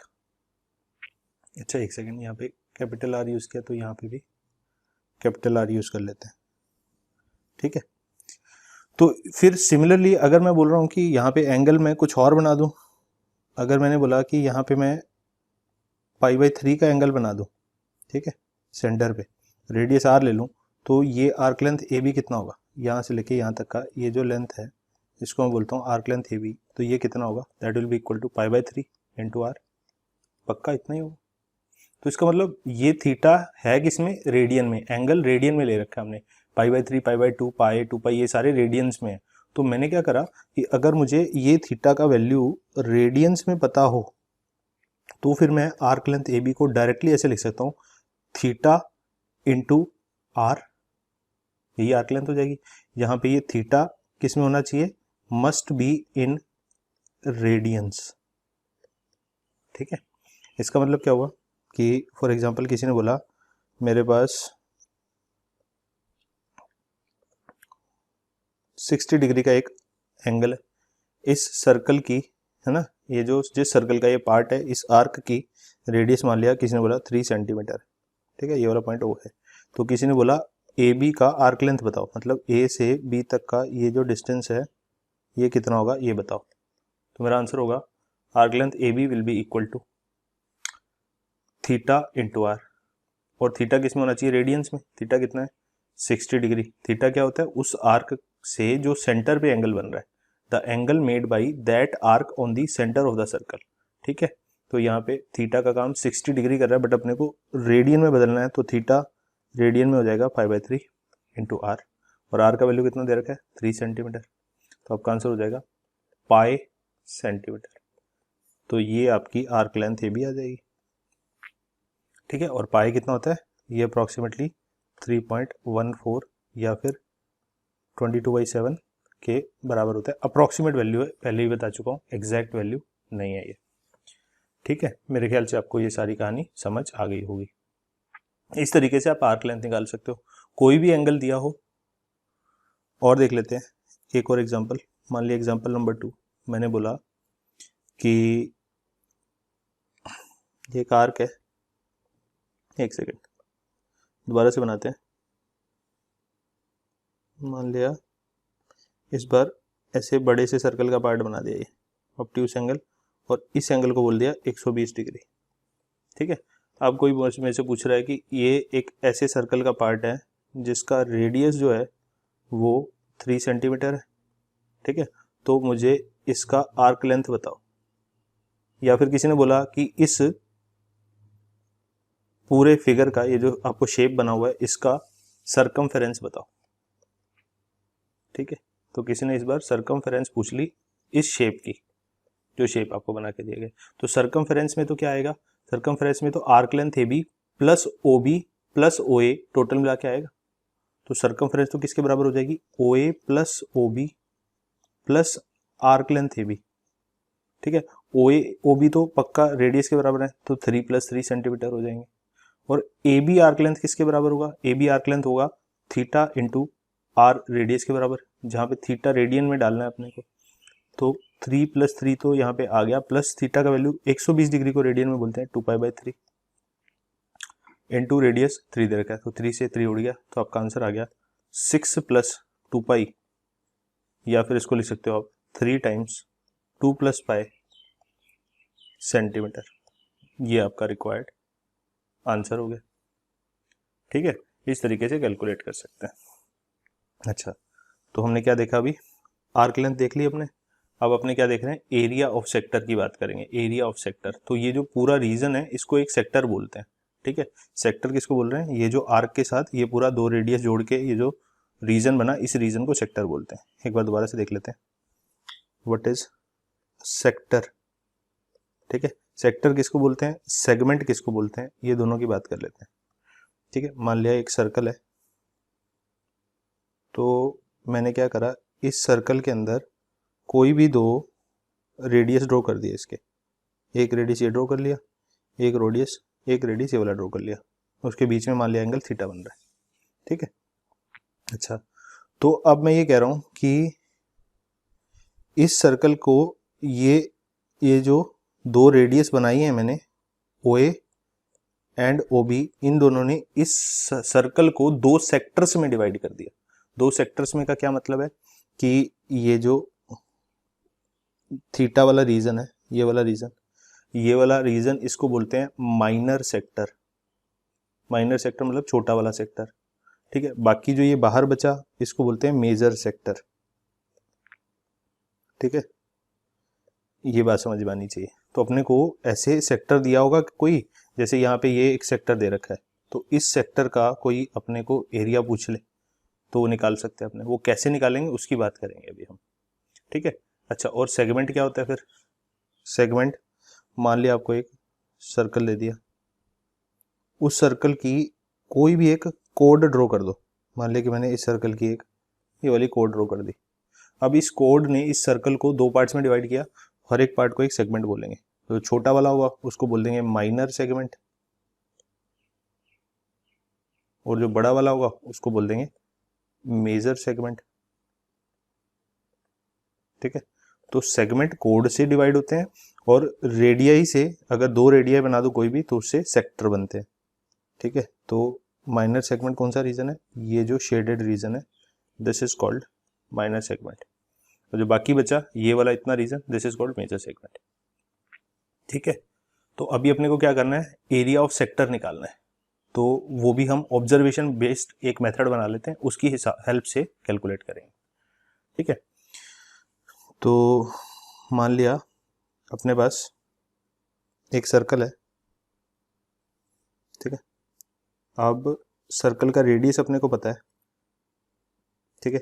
इस सर्कल का रेडियस मान लिया कैपिटल आर है, ठीक है। तो अब मुझे कौन सा एरिया चाहिए, मुझे ये वाला एरिया चाहिए, पूरा एरिया ऑफ दिस सर्कल।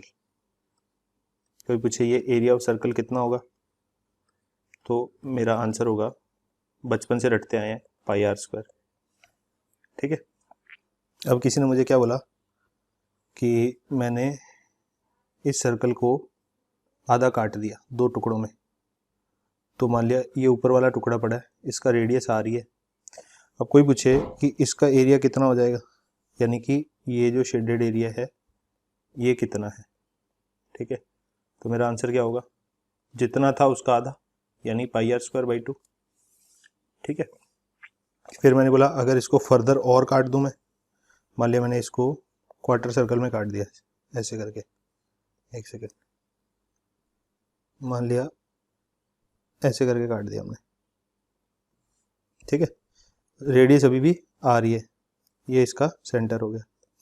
अब कोई पूछे इस क्वार्टर सर्कल का एरिया क्या होगा, ठीक है। इसको बोलते हैं सर्कल, इसको सेमी सर्कल, और इसको बोलते हैं क्वार्टर सर्कल, मतलब सर्कल का 1/4 पार्ट। तो इसका area clearly pi R square by 4 हो जाएगा, क्योंकि ये 1/4 है टोटल एरिया का। अच्छा, अब यहाँ पे ऑब्जर्वेशन करेंगे, ठीक है। अब यहाँ पे ऑब्जर्वेशन ये है कि थिंक अबाउट दिस, यहाँ पे टोटल एंगल कितना था, यहाँ टोटल एंगल था 2 पाई, सेंटर पे जो बन रहा था। यहाँ पे सेंटर पे टोटल एंगल कितना बन रहा था, पाई। यहाँ पे सेंटर पे टोटल एंगल कितना बन रहा था, पाई बाई 2। तो अब ऑब्जर्व करना, ये जो भी एंगल बना उसका आधा एंगल यहाँ पड़ा हुआ है, ये पाई बना तो इसका आधा पाई बाई 2 यहाँ पड़ा हुआ है, यहाँ पे पाई बाई 2 बना तो उसका आधा पाई बाई 4 यहाँ पड़ा हुआ है। इसका मतलब एरिया जो आएगा, एरिया ऑफ सेक्टर जो आ रहा है वो किस बात पे डिपेंड कर रहा है, जितना भी एंगल है थीटा उसका आधा इंटू रेडियस का स्क्वायर। तो ये फॉर्मूला बन गया हमारा। बस यहाँ पे थीटा हमने हमेशा रेडियन में लिया है, 2 pi radian, pi radian, pi by 2 radian. तो इसका मतलब यहाँ पे भी theta must be in radiance, ठीक है। तो थीटा को रेडियन में यूज करो तो ये सीधा सीधा फॉर्मूला बन गया, theta by 2 into R square. तो इस फॉर्मूला से अपने क्या निकाल सकते हैं, मान लिया अपने को ऐसे करके एक सेक्टर दे दिया, इसकी रेडियस बोल दी, चलो एक बार के लिए रेडियस मान लिया आर है और ये एंगल मान लिया थीटा है, ठीक है। तो कोई बोले इस सेगमेंट का, सॉरी इस सेक्टर का एरिया कितना होगा, एंगल अगर थीटा है और थीटा आपको बोला गया है कि थीटा रेडियन में है, ठीक है। तो इसका एरिया जो होगा वो होगा theta by 2 into R square, ये इसका फॉर्मूला हो गया सीधा सीधा। और एग्जांपल देख लेते हैं, मान लिया मेरे पास ऐसा ही एक सेक्टर है, उसकी रेडियस जो है वो 6 सेंटीमीटर है, ठीक है। और ये जो एरिया है, एंगल है वो 60 डिग्री का एंगल है, ठीक है। अब कोई पूछ रहा है कि इस आर्क का एरिया कितना होगा, इस आर्क का नहीं, सॉरी इस सेक्टर का एरिया कितना होगा, ये जो सेक्टर बन रहा है यहाँ पे। तो मेरा आंसर क्या होगा, जो भी थीटा है उसका हाफ इंटू आर स्क्वायर। तो यहाँ से थीटा मेरे को रेडियन में डालना है, ठीक है। तो रेडियन में अगर मैं थीटा का वैल्यू डालूंगा तो कितना देगा, 60 डिग्री यानी पाई बाई 3। तो पाई बाई 3 और एक 2 ऑलरेडी है इंटू आर यानी 6 का स्क्वायर। तो मेरा आंसर कितना आ जाएगा, ये एक 6 से 6 कट गया, एक 6 से एक 6 कट गया, तो मेरा आंसर आ जाएगा 6 पाई सेंटीमीटर स्क्वायर में आएगा, जो भी यूनिट दिया हुआ है उसके स्क्वायर में, क्योंकि ये तो हमने यूज नहीं किया, इसका तो कोई भी हमने बोल दिया कि यूनिट नहीं है। तो थीटा को यूनिट लेस की तरह लेके चलना है यहाँ पे। आर का जो स्क्वायर होगा, आर सेंटीमीटर था तो एरिया का यूनिट क्या देगा, आर का स्क्वायर यानी सेंटीमीटर स्क्वायर। तो ये एरिया हो गया। ठीक है, ये हमेशा जो भी रेडियस का यूनिट होगा उसके सेंटीमीटर स्क्वायर में, उसके स्क्वायर में होगा, यानी या तो सेंटीमीटर स्क्वायर में या मीटर स्क्वायर में या किलोमीटर स्क्वायर में, जो भी आपको दे रखा हो। ठीक है, फीट स्क्वायर, किलोमीटर स्क्वायर, इस तरीके से आएगा। तो अब ओवरऑल मोटा मोटा हमने यहाँ पे क्या सीखा? हमने यहाँ पे दो चीज़ें सीखी। ठीक है, क्या दो चीज़ें सीखी? पहली चीज़ तो हमने ये सीखी कि आर्क लेंथ कैसे निकालते हैं। आर्क लेंथ निकालने का सीधा सीधा तरीका है थीटा इंटू आर। ठीक है, एरिया ऑफ सेक्टर कैसे निकालते हैं? एरिया ऑफ सेक्टर निकालने का भी सीधा सीधा तरीका है theta by 2 into R square. ठीक है, आर्क लेंथ इसको बोलते हैं, ये वाले डिस्टेंस। ठीक है, और एरिया ऑफ सेक्टर इसको बोलते हैं। ठीक है, तो बहुत सिंपल है, ये तो आपको समझ आ गया। चलिए फिर आगे बढ़ते हैं। अगली चीज़ है एरिया ऑफ सेक्टर। अगर अपने को निकालना तो वो कैसे निकालेंगे? मान लिया फिर से मेरे पास एक सर्कल है।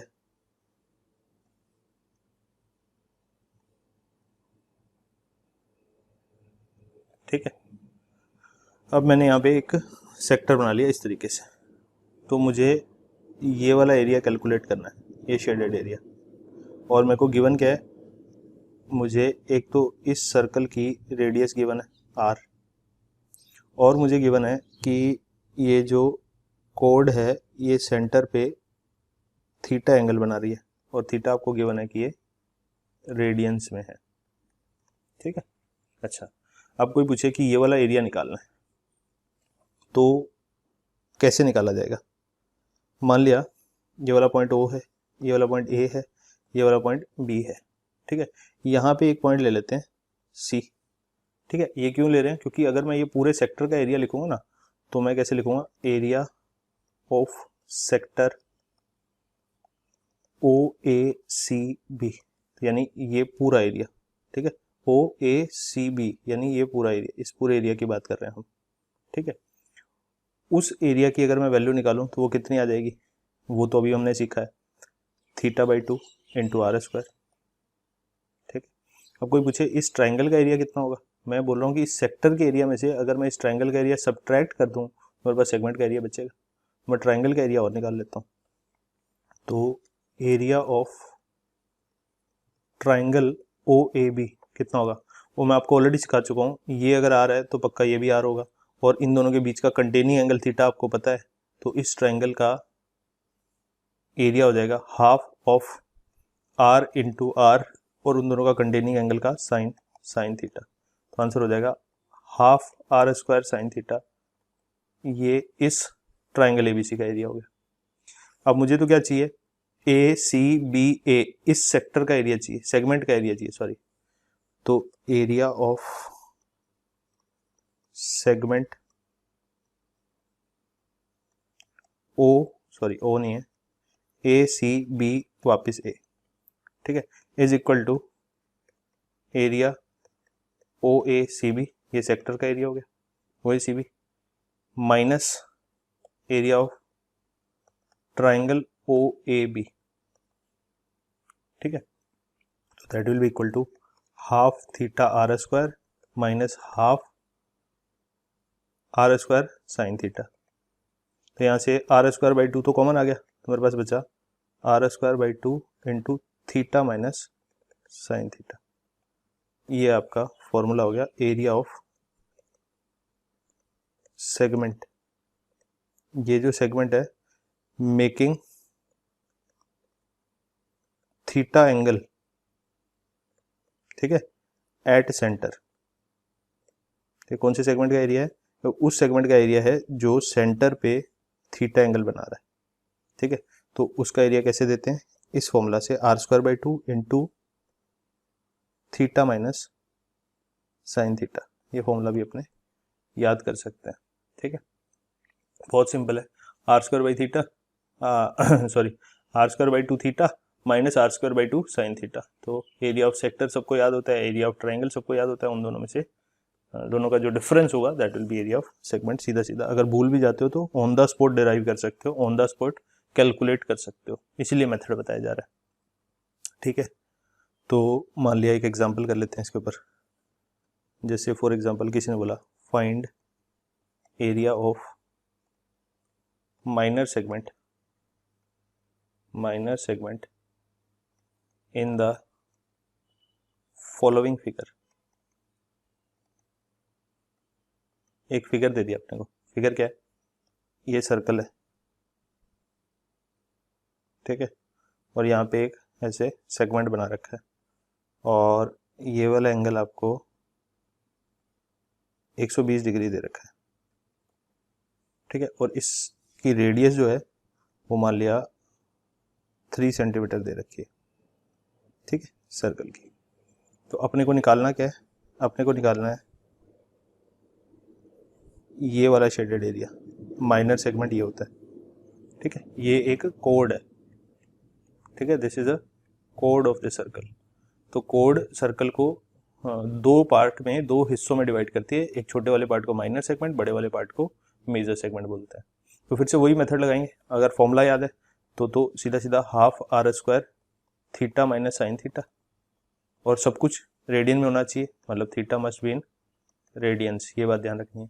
और थीटा डिग्री में, ठीक है, 120 डिग्री है तो रेडियन में कैसे बदलते हैं, पक्का 2π/3 रेडियंस होता है, ठीक है। तो रेडियन को लिखने की जरूरत नहीं होती है, बहुत फ्रिक्वेंटली हम नहीं लिखते हैं, ठीक है, क्योंकि ऐसा ही प्रचलन में है तो चलेगा।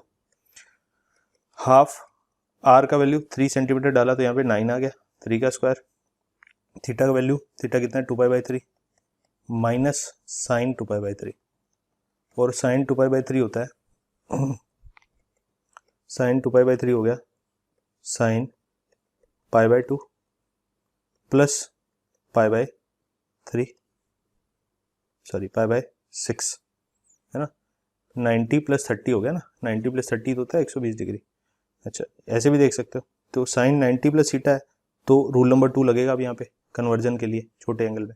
तो साइन का कॉस हो जाएगा, 90 का मल्टीपल होता है तो 90 का ऑड मल्टीपल है तो साइन का कॉस हो गया, फिर थीटा एज इट इज आ जाएगा। फिर क्वाड्रेंट कौन सा है, ये π/2 प्लस सेकंड क्वाड्रेंट है, सेकंड क्वाड्रेंट के एंगल का साइन है तो पॉजिटिव आएगा, पॉजिटिव आ गया। अच्छा, वैल्यू कितना होता है, cos π/6 यानी cos 30 डिग्री लिखा हुआ है, cos 30 डिग्री का वैल्यू sin 60 यानी √3/2 के बराबर होगा। तो आंसर क्या हो गया अपना 9/2, ये कितना है 2π/3 माइनस साइन 2π/3 आया √3/2, इतना ही छोड़ सकते हो या फिर और आगे भी निकाल सकते हो, ठीक है, इतना सेंटीमीटर स्क्वायर, ठीक है। सेंटीमीटर स्क्वायर क्यों आया, क्योंकि रेडियस का जो यूनिट होगा उसका स्क्वायर आएगा, और रेडियस का यूनिट आपको सेंटीमीटर दे रखा है, ठीक है। तो this is your required answer. I hope आपको कहानी समझ में आ गई है। तो इसी के साथ ट्रिग्नोमेट्री खत्म होता है। यहाँ पे जितना पोर्शन हमें फिजिक्स में रिक्वायर्ड था वो सारा हमने यहाँ पे देख लिया है, ठीक है। इसके बाहर मुझे नहीं लगता कि कोई चीज़ आपको फिजिक्स में परेशान करेगी, लेकिन फिर भी बाई चांस अगर कोई छोटी मोटी चीज़ छूट भी गई हो तो जहाँ पे हमें ज़रूरत पड़ेगी वहीं पे उसको डिटेल में बता दिया जाएगा आपको, ठीक है। तो जितना करा दिया उसको अच्छे से समझ लो। अगर नहीं बच्चों ने सीरीज़ ढंग से लगाया तो मैं आपको हर बार यही रिकमेंड करता हूँ कि सीरीज़ हमेशा लेक्चर वाइज, ऑर्डर वाइज लगाओ, मतलब लेक्चर 1 के बाद लेक्चर 2 ही देखो, बीच में कोई लेक्चर स्किप मत करो, ठीक है। और ध्यान से समझ के हर एक छोटी छोटी बात को नोट करके आगे चलते रहो, तो आपका बेसिक्स बहुत स्ट्रांग हो जाएगा। उसके बाद आगे बहुत ज़्यादा ईजीली आपको सारा फिजिक्स समझ में आएगा, ठीक है। उसी पॉइंट ऑफ व्यू से मैंने इतना धीरे धीरे स्लोली हर एक कॉन्सेप्ट समझाने की कोशिश करी है और हर एक बच्चे तक पहुंचने की कोशिश करी है। लेकिन फिर भी लेक्चर में कुछ अच्छा बुरा या कोई भी चीज़ आपका फीडबैक है तो प्लीज़ कमेंट सेक्शन में जाके लिखें, ताकि मुझे पता चले अच्छा बन रहा है तो क्या बन रहा है, बुरा बन रहा है तो उसमें क्या कमी है, वो सारी चीज़ें मुझे पता चलनी चाहिए, सो दैट कि उनको इम्प्रूव किया जा सके और अच्छी क्वालिटी आपको सर्व की जा सके, ठीक है। और अगर किसी बच्चे को नोट्स के PDF चाहिए, ठीक है, तो नोट्स के PDF आप टेलीग्राम चैनल पे जाके ढूंढ सकते हैं, ठीक है। जो मेरा टेलीग्राम चैनल है उसका लिंक है @गुरजीत अग्रवाल, ठीक है, AGARWAL, ठीक है। इसको कैपिटल में भी लिख देता हूँ मैं, AGURJEET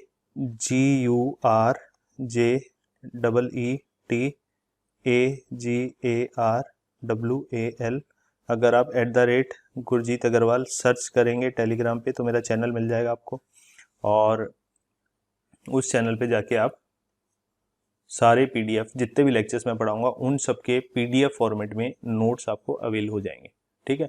उसके अलावा डाउट सेशन भी, कोई बच्चों को डाउट होता है तो वो भी मैं टेलीग्राम पे एड्रेस करता हूँ। अगर इस चैनल पे आप ज्वाइन करेंगे तो कोई भी प्रॉब्लम आएगी, कोई भी डाउट आएगा तो मैं डेफिनेटली इस चैनल पे रिप्लाई करता हूँ, इस ग्रुप में रिप्लाई करता हूँ और बात भी करता हूँ, ठीक है। तो thank you so much for watching this video, see you.